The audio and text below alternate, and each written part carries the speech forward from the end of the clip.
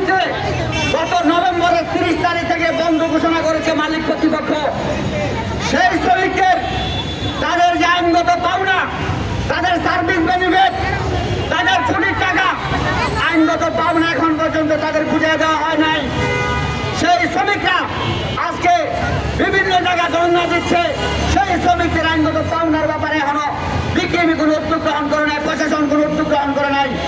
সংগ্রামী বন্ধুগণ, আজকে জিএম গার্মেন্টসে মালিক 1 বছর যাবৎ এই শ্রমিকদের ন্যূনতম মজুরি কম দিচ্ছে। শ্রমিকরা গত 30শে নভেম্বর মালিকের কাছে তারা 13 দফা দাবি দিয়েছিল। তাদের দাবি ছিল ন্যূনতম মজুরি বাস্তবায়ন করতে হবে, সরকারি সময় অনুযায়ী সমান কারখানা মানতে হবে, তাদের মাতৃত্বকালীন ছুটি দিতে হবে, তাদের সময় অনুযায়ী সেখানে তাদের আনলিমিটেড টাকা দিতে হবে। এই ছিল তাদের দাবি। সংগ্রামী বন্ধুগণ, সেই দাবি গত 26 দিনে এই মালিক কর্তৃপক্ষ শ্রমিকদের সহ আলোচনা করে সেই দাবি মানার ব্যবস্থা করে নাই। আমরা আমাদের সংগঠনের পক্ষ থেকে একাধিকবার চেষ্টা করেছি এই শ্রমিকরা কারখানা থেকে যাতে না বের হয়।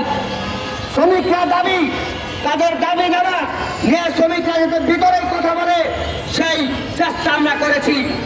মালিক কর্তৃপক্ষ সেই আন্তরিকতা দেখায়নি, যার কারণে আজকে শ্রমিকরা রাস্তায় আসতে বাধ্য হয়েছে। সংগ্রামী বন্ধুগণ, সবচেয়ে বড় বিষয় হচ্ছে ন্যূনতম মজুরির বিষয়টা সময় অনুযায়ী মীমাংসিত। সেখানে 1 বছর আগে সরকার ঘোষণা করেছিল সেই মজুরি গত 23 সালের ডিসেম্বরে বাস্তবায়ন হওয়ার কথা ছিল। আজকে 24 সালের ডিসেম্বর অতিক্রম হচ্ছে, গত 1 বছরে মালিক ন্যূনতম মজুরি মানে নাই। ফলে শ্রমিকরা আমরা বলতে চাই, এখানে বিকেলে আছে নারায়ণগঞ্জে মালিকদের সংগঠন, এখানে আজকে আমরা সমাবেশ করে লেবার ডাইরেক্টর, সমকাল কারখানা উন্নত দপ্তর, ডিআইজি বরাবর আমরা স্মারকলিপি দিব। এই বিষয়টা তাদের দেখার কথা ছিল। আমরা জানি বিভিন্ন কারখানায় কর্মকর্তারা বিভিন্ন কারখানায় ভিজিটে যায়, পরিদর্শনে যায়। তাহলে আমরা বলতে চাই 1 বছর যাবৎ এই কারখানার মালিক শ্রম আইন মানছে না, রাষ্ট্রের আইন মানছে না, রাষ্ট্রের আইনকে বিভ্রাঙ্গুলি দেখাচ্ছে, শ্রমিকদের শোষণ নির্যাতনের মধ্যে বেড়েছে। তাহলে এই 1 বছরে আপনারা কি উদ্যোগ নিয়েছেন আমরা জানতে চাই। এখানে প্রশাসন আছেন, ইন্ডাস্ট্রিয়াল পুলিশ আছেন, বিভিন্ন গোয়েন্দা সংস্থার লোকজন আছেন। আজকে শ্রমিকদের ট্যাক্সের পয়সা আপনাদের বেতন হয়। আজকে আমরা শ্রমিকরা, আমরা যারা জনগণ, আমরা যে ট্যাক্স দেয়, ব্যাংক দেয় সরকারকে, সেই ট্যাক্সের পয়সা আপনার জীবিকা চলে। তাহলে সেই শ্রমিকদের প্রতি আপনাদের দায়িত্ব রয়েছে, দায় রয়েছে, সমাজের প্রতি দায় রয়েছে। আজকে আমাদের শ্রমিকরা যেখানে বঞ্চিত হচ্ছে, আমরা উল্টো দেখেছি মালিকরা বিভিন্নভাবে আজকে উস্কানি দিয়ে শ্রমিকদের রাস্তায় নামিয়ে দিয়েছে। এই ধরনের মালিকদের কারণে নারায়ণগঞ্জে বিভিন্ন কারখানা অস্থিরতা তৈরি হয়।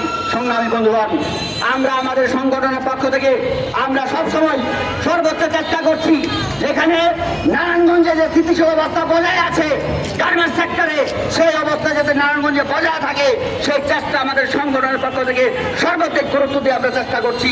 সংগ্রামী বন্ধুগণ, আজকে এখানে সাংবাদিক বন্ধুরা রয়েছেন, আপনারা জাতির বিভাগ, আপনারা আপনাদের লিখনের মধ্য দিয়ে যে মালিক শ্রম আইন মানে না, যে মালিক রাষ্ট্রের আইন মানে না, শ্রমিকদের যে অধিকার থেকে বঞ্চিত করে সেই মালিকের বিরুদ্ধে আপনারা দেখেন। আমরা বলতে চাই, আমরা যখন কথা বলি শ্রমিকদের পক্ষে, সমাজের ন্যায়ের পক্ষে, সত্যের পক্ষে, ন্যায়সঙ্গত আন্দোলনের পক্ষে, তখন শ্রমিকরা তাদের উস্কানি নেতা বলা হয়, শ্রমিকরা তাদের নামে বিভিন্ন রিপোর্ট তৈরি করা হয়। আমরা বলতে চাই, আজকে গার্মেন্টস শ্রমিকরা আজকে এখানে যাদের শ্রমে গামে আমাদের দেশের অর্থনীতি চলে, যাদের শ্রমে গামে বাংলাদেশের প্রায় 25 মুদ্রা 80% অর্জন হয়, সেই শ্রমিকরা আজকে বঞ্চিত হবে কেন?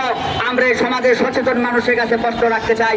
সংগ্রামী বন্ধুগণ, আজকে আমাদের দেশের রপ্তানিতে গার্মেন্টস সেক্টর দ্বিতীয় স্থানে দখল করেছে। শ্রমিকরা যে মজুরি পায় সেই মজুরি দিয়ে শ্রমিকদের জীবনযাপন চলে না। এখন পর্যন্ত গার্মেন্টসের শ্রমিকদের 8,000, 8,500, 9,000 টাকা বেতন দেওয়া হয়। সংগ্রামী বন্ধুগণ, বলে আমরা এই সমাবেশ থেকে বলতে চাই, অবিলম্বে আগামী 24 ঘন্টার মধ্যে এই জিএম গার্মেন্টসের যে 13 দফা দাবি, তাদের যে ন্যায়সঙ্গত দাবি, যে ন্যূনতম মজুরি বাস্তবায়নের যে দাবি, সেই দাবি মানতে হবে এবং মাস্টার গার্মেন্টসের শ্রমিকদের অবিলম্বে তার বেতন পরিশোধ করতে হবে, আইনগত পাওনা পরিশোধ করতে হবে। সে আহ্বান জানিয়ে সবাইকে ধন্যবাদ জানিয়ে আমার বক্তব্য শেষ করছি। শ্রমিকরা শান্তিপূর্ণভাবে কারখানার ভিতরে তারা কাজ করতেছিল। গতকালকে পর্যন্ত তারা কাজ করেছে। শ্রমিকরা চেয়েছিল কারখানার ভিতরে সমস্যা সমাধান হোক। আমরা আমাদের সংগঠনের পক্ষ থেকে আমরা সর্বাত্মক চেষ্টা করেছি শ্রমিকরা যাতে কারখানার ভিতরে থেকে শ্রমিকের তাদের দাবি আদায় হয়। কিন্তু আমরা মালিক কর্তৃপক্ষের আন্তরিকতার অভাব হয়েছে। মালিকরা উল্টো বিভিন্ন সন্ত্রাসী ব্যবহার করছে শ্রমিকের উপরে। আমরা যারা শ্রমিক নেতৃত্ব দেয়, আমরা যারা কথা বলছি, আইনের পক্ষে কথা বলি, নিয়মের পক্ষে কথা বলি, সমাজের পক্ষে কথা বলি, সেই শ্রমিক নেতাদেরও আমরা দেখেছি বিভিন্ন সন্ত্রাসীরা হুমকি দিচ্ছে। সংগ্রামী বন্ধুগণ, আমরা শেখ হাসিনা সরকারের সময় দেখেছি, শেখ হাসিনা সরকার সেই সময় গত 15 বছরে বাংলাদেশের শ্রমিকদের উপরে নির্যাতন নিপীড়ন চালিয়েছে। সেখানে বিভিন্ন সন্ত্রাসীদের শ্রমিকদের হুমকি দিয়েছে। আজকে 5 আগস্টের পরে এই শ্রমিকদের জীবন মৃত্যুর বিনিময়ে যে ছাত্র জনতা শ্রমিকের আন্দোলন, সেই আন্দোলনের পরে বর্তমান যে সরকার রয়েছে, আমরা সেই সরকারের প্রতি চিন্তা আকর্ষণ করছি। ন্যূনতম মজুরি যে কারখানা মানছে না, আর বাংলাদেশের রাজ্যে কারখানা মানছে না, সেই কারখানার মালিকদের গ্রেফতার করতে হবে। সংগ্রামী বন্ধুগণ,